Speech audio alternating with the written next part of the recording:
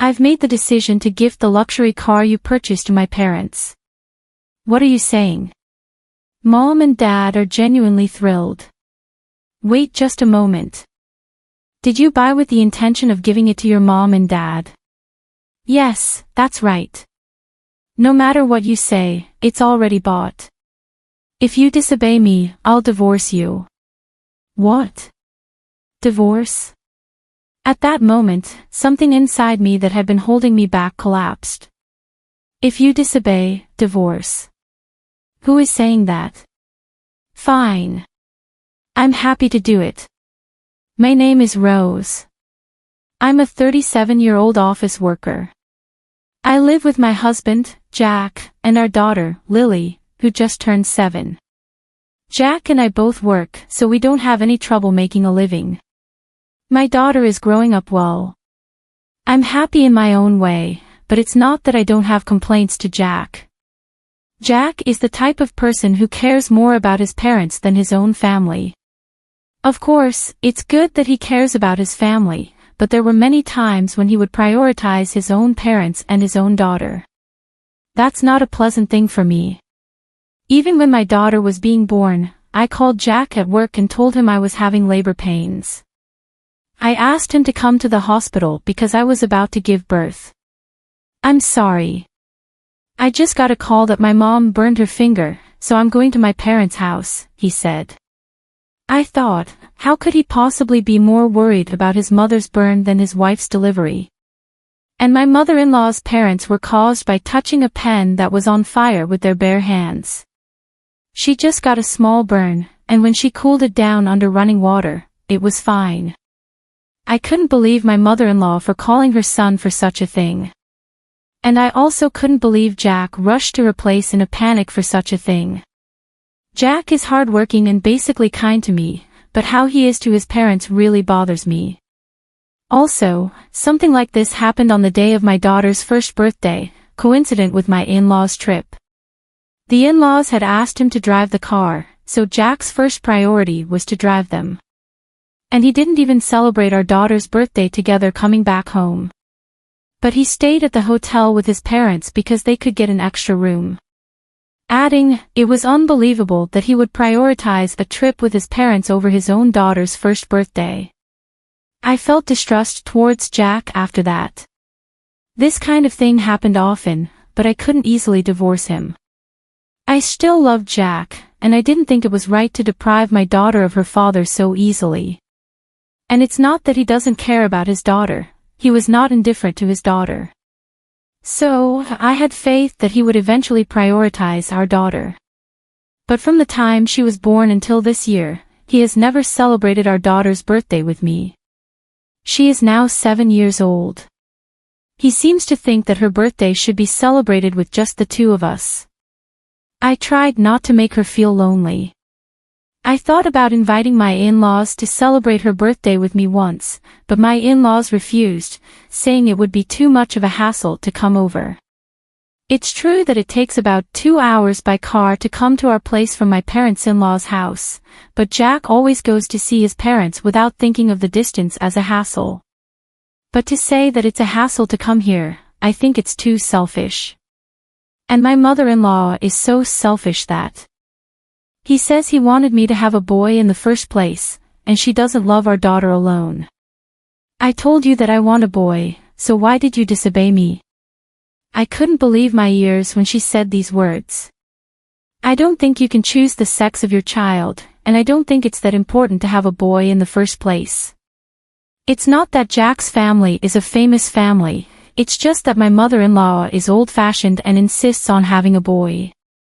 The only reason Jack doesn't celebrate our daughter's birthday with us is partly because he's trying to please his mother. Jack is more concerned about his parents than anything else. He can't seem to disobey anything his mother says. When Jack took me to her New Year's family gathering at my parents-in-law's house, she said a lot of things to me. My mother-in-law seems to enjoy bullying me, not only about not having a boy, but she also picks on me about other things. Rose, why can't you do things more quickly? Look, there's someone with an empty cup. Why don't you pour a drink? My mother-in-law used me like I was working in a brothel. She made fun of me in front of the relatives. My son is really great, but his wife is a disaster. Her job is just a simple office job, entering data. I wonder how she can keep doing that and not get tired of it. I've told her many times that my job is not data entry but engineering, but my mother-in-law doesn't understand me at all. Besides, data entry is a great job too.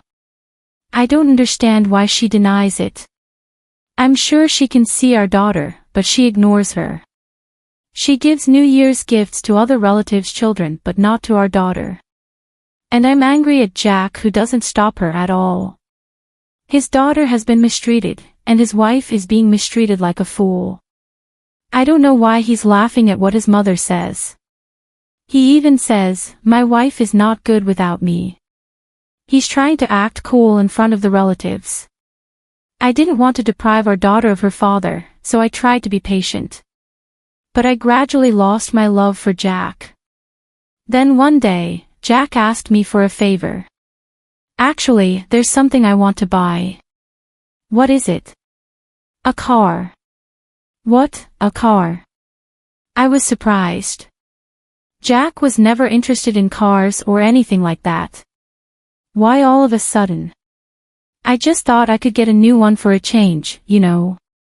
I drive to my parents' house all the time, so I thought I'd like to freshen it up. We live close to a supermarket. I don't drive that much.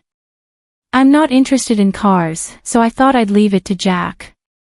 Well, it's up to you. You're the main user of the car. Jack looked happy and then continued with a slightly apologetic look on his face. Oh, you know, here's the thing, I'll choose the car, and I allow you to pay for it. Jack wants a car for himself, but he can't afford to buy one himself. He wants me to pay for it. In fact, my salary supports the family's finances, and I don't expect Jack's salary to do so. When I was on maternity leave, Jack did not contribute his salary to the household, so I immediately resumed work right after giving birth. But I'm an engineer, so I talked to the company about allowing me to work remotely from home. I work while raising our daughter. When she was little, I thought it was selfish of Jack, who spent his salary remaining on himself, to make me pay for a new car. But when he is in a good mood, he often takes care of our daughter, so I decided to allow him to do so. Okay. Are you sure? Thank you. Jack was so happy that he started looking at catalogs and researching on the internet. I'm the one who pays for it, so I warmed to him though. Since there will only be 3 of us, it doesn't have to be a big car. Yeah, I know. Jack was just mumbling along my words. I didn't know if he was listening or not, and he went to the car store every now and then, talked to the dealer. About 2 weeks later, Jack said he was going to buy the car. He took me to the store. Jack was so excited. I sat down and waited for him to tell me what to do, and here comes the other. Here's his car and a contract. I was surprised to see the car that the dealer had prepared for us. It was a large luxury minivan. Oh my God, are we buying this? Oh yeah, it's nice. I'm really excited.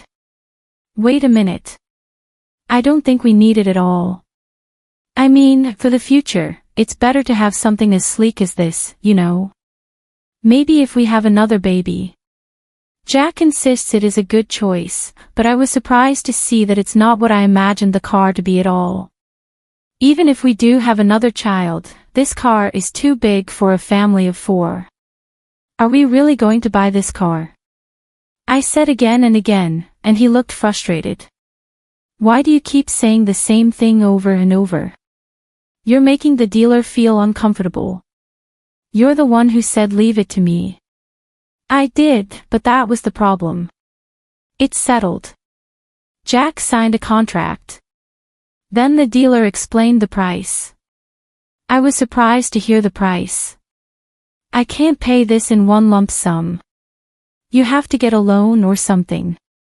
What the heck? Fine, I guess I don't have a choice. Jack insisted on signing the contract in his own name, so we took out a loan. From now on, I would put the money into Jack's account and make the payments on the car loan. We bought the car in this way. Later, the car arrived at our house. Whoa, it's so cool. Jack was so excited when he saw the car. I thought, well, if he's happy with it, why not? Then, something unexpected happened. It was on a weekend. Jack had the car keys, so I asked him if he was going somewhere. Oh, where are we going? To my mom and dad's. All right. He's leaving our daughter behind to visit his parents again. You're going in that car, aren't you? And then, Jack happily says something I didn't expect. Yes, that's right. I've decided to give the luxury car you bought to my parents as a present. What are you talking about? Mom and Dad are really happy with it. Of course, I'm going to drive you into every time we go out. Wait a minute, you bought it as a gift for your mom and dad at the first place. Yes, I did. You are kidding, right? You said you wanted it, so I agreed to buy it. That's why. If I knew from the start that I was buying it for my parents, you'd never allowed it. Of course not. It's crazy that you would put your own parents first to that extent. No matter what you say, I already bought it. It's in my name, and I get to do what I want. If you disobey me, I'll divorce you. Divorce. At that moment, something inside me that had been holding me back collapsed. I had my complaints about Jack, but my rational mind was telling me not to get a divorce because of our daughter.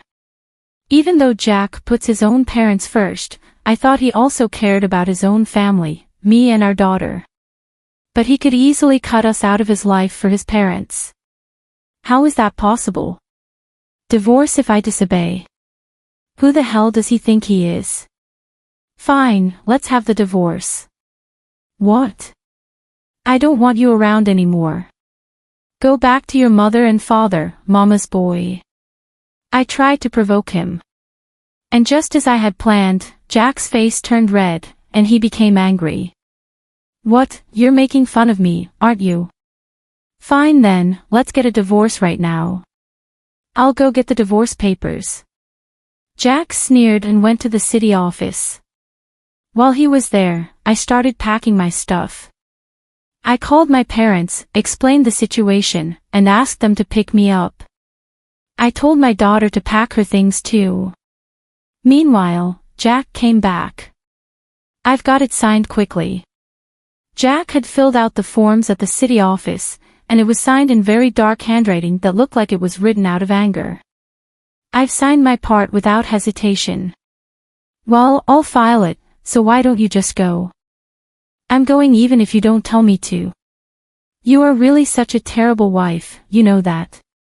Jack led with his footsteps, making loud noises. Why did I stay married to such a person for so long?